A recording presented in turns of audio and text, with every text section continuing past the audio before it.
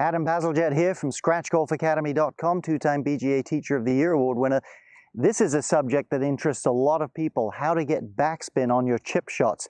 There's some very clear fundamentals, and they're easy and they're obvious once you hear them. Stay tuned. Now, that was a longish chip, maybe a short pitch by another definition. What are these things that allow you to get backspin on a chip or a pitch, if you like? Well, they're pretty obvious, and when you hear them, I think they're going to be instructive to you. If you like this video, by the way, subscribe to the channel. We'll get you lots more free content. I think it's going to be most helpful to you if we do a close-up so you can see what's happening with the ball and the club at impact, and I'll explain it to you that way. So let's have a look at the subject. This is a beautiful lie in the fairway here. What are the things, the four things that affect backspin? Well, they're pretty simple, really.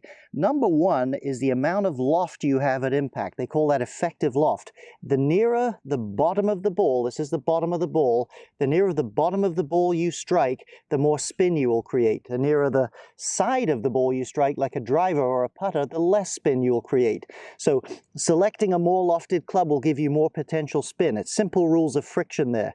Now, one little thought here, a lot of people misunderstand and think that the more you hit down on it, the more backspin you get. That is absolutely not true. Hitting down significantly on a ball just makes it go lower. Now, let me just say the sweet spot of the club, I've mentioned this on my videos before, is about there. It's not down here. So you have to have a slight downward hit for solid contact. So hitting down on the ball enough for solid contact is very critical, but just hitting way down on it does not produce backspin. So variable number one, lofted impact creates backspin. Number two, speed.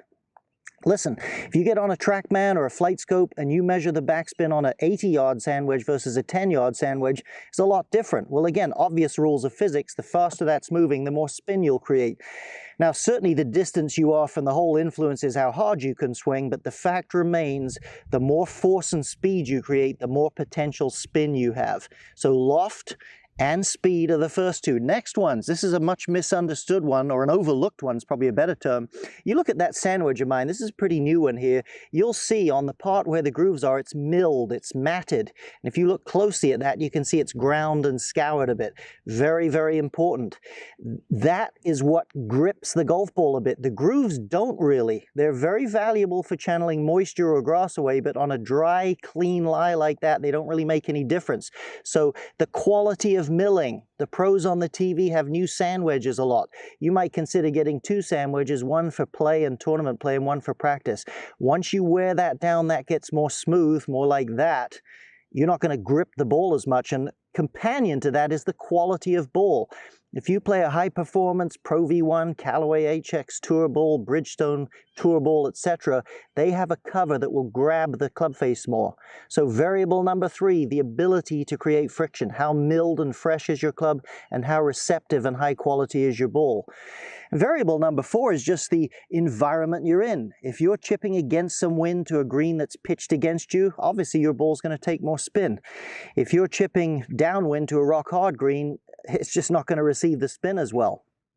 So the four, lofted impact, speed at impact, receptivity of the scouring or the milling of the club and the quality of ball. And number four, the environment. How receptive is the green to that? And you've got to understand those factors a little bit to prejudge how much spin you should expect. Okay, I hope those 4 points clarify a few things for you. Once your understanding is clear on shots, then your practice is so much more productive. You kind of got to go out and experiment a little bit and figure out things for yourself a little bit within the context and framework of sound, solid understanding of what's required. Hope this helps you a little bit get that backspin.